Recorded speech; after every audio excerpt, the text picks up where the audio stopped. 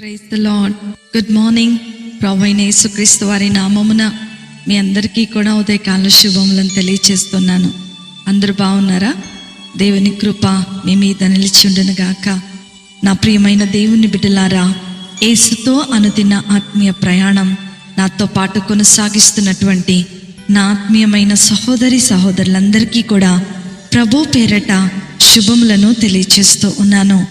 ఈ ఉదయకాల సమయము దేవుని మాటలో మనలను ఆదరిస్తుండగా దేవుని స్తోత్రాలు చెల్లిద్దాం, దేవుణ్ణి స్తుతిద్దాం. హల్లెలూయా. నేటి వాక్యాన్ని మనం చూసుకున్నట్లయితే ద్వితీయోపదేశ కాండము 3వ అధ్యాయము 22వ వచనము. మీ దేవుడైన యెహోవా మీ పక్షముగా యుద్ధము చేయువాడు కనుక వారికి భయపడవద్దని ఆజ్ఞాపించితిని. హల్లెలూయా. ఈ అద్భుతమైనటువంటి మాటలు ఈ ఉదయకాల సమయంలో వాక్యం వింటున్నటువంటి దేవుని పిల్లలైన మీ అందరికీ కూడా దేవుడు అద్భుతమైన వాగ్దానాన్ని ఇస్తూ ఉన్నాడు. మీ పక్షముగా యుద్ధము చేస్తాడు కనుక మీరు మౌనంగా ఉండండి, దేనికి భయపడకండి, నిశ్చయముగా మీకు జయము అనుగ్రహించే దేవుడనని దేవుడు నీతో నాతో మాట్లాడుతూ ఉన్నాడు. అందుకని ఈ అద్భుతమైనటువంటి లేఖనాలు మరొక్కసారి మనం చదువుకున్నట్లయితే, మీ దేవుడైన యెహోవా మీ పక్షముగా యుద్ధము చేయవాడు కనుక ఎవ్వరికీ కూడా మీరు భయపడవద్దని ఆజ్ఞాపించితిని అంటున్నాడు. నిజంగా నాకు కూడా ఈ వచనం చాలా ధైర్యాన్ని ఇస్తూ ఉంటుంది, ఈ యొక్క చాలా ఆదరణ కలుగచేస్తూ ఉంటుంది. మీ జీవితంలో మీరు ఎదుర్కొంటున్నటువంటి పోరాటాల మధ్యలో మీ పక్షముగా యుద్ధము చేయడానికి పరాక్రమశాలి అయినటువంటి యేసు ప్రభువారు సిద్ధముగా ఉన్నాడు. కాబట్టి నా ప్రియమైనటువంటి దేవుని బిడ్డలారా, మీరు ఎదుర్కొంటున్నటువంటి పరిస్థితులను చూచి మీరు భయపడవద్దు. నేడు మనము నిజంగా ఎంత గొప్ప దేవుణ్ణి కలిగి ఉన్నామో తెలుసా? మన కొరకు యుద్ధము చేయు దేవుడు మన పక్షాన నిలబడి ఉన్నాడు. మేం బలహీనులమని ఒక్కొక్కసారి మనకు మనమే కృంగిపోతూ ఉంటాం, మన శత్రువులను చూసి కంగారు పడిపోతూ ఉంటాం. కానీ దేవుడి ఉదయమున ఒక మాట సెలవిస్తూ ఉన్నాడు, మీ శత్రువులు మిమ్ములను చూసి కంగారు పడేటట్లుగా చేయగల సామర్థ్యము కలిగిన వాడను నేనే.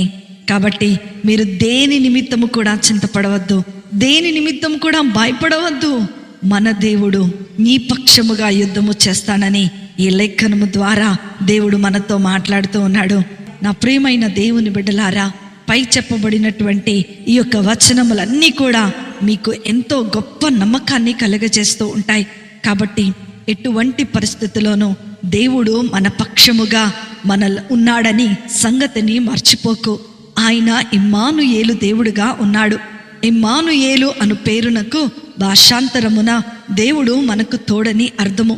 ఈ వాక్యము వినుచున్నటువంటి మీరు ఒక చక్కటి ఉత్సాహముతో ఈ దినములోనికి అడుగు పెట్టండి.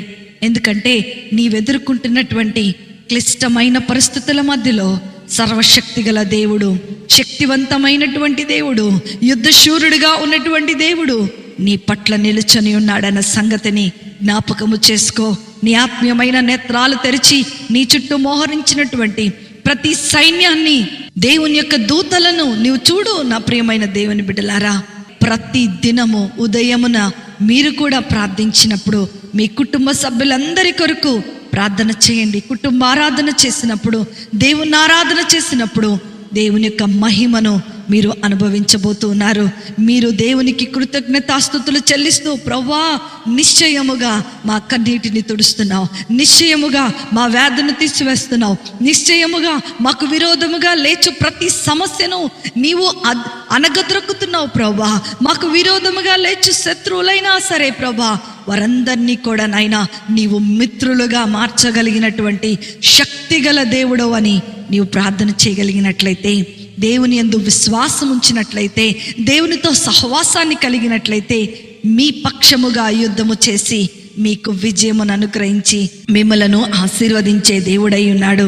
కనుకనే ధైర్యము తెచ్చుకొని ఈ దినమంతా కూడా ఈ వాగ్దానాన్ని ధ్యానము చేసుకుంటూ ప్రతి విషయములో ప్రభువుకు మొదటి స్థానం ఇచ్చినట్లయితే దేవుడు తన ఉన్నతమైనటువంటి కృపను, శాశ్వతమైనటువంటి విజయమును నీకు అనుగ్రహించబోతున్నాడు. అట్టి కృప, ధన్యత, ఆశీర్వాదము వాక్యం వింటున్న ప్రతి బిడ్డకు దేవుడు అనుగ్రహించునుగాక. ఆమేన్. ప్రార్థన చేసుకుందాం. కృపా కనికరము గల మా ప్రియ పరలోకపు తండ్రి, నీకున్నతమైన శ్రేష్టమైన నామమును బట్టి మీకు వందనాలు చెల్లిస్తున్నాము తండ్రి. ప్రభువా, నిన్ను స్తుతించడానికి ఇచ్చిన గొప్ప తరుణాన్ని బట్టి మీకు వందనాలు చెల్లిస్తున్నాం తండ్రి. దేవా, నీవే మా పక్షముగా యుద్ధము చేయమని వేడుకుంటున్నాం.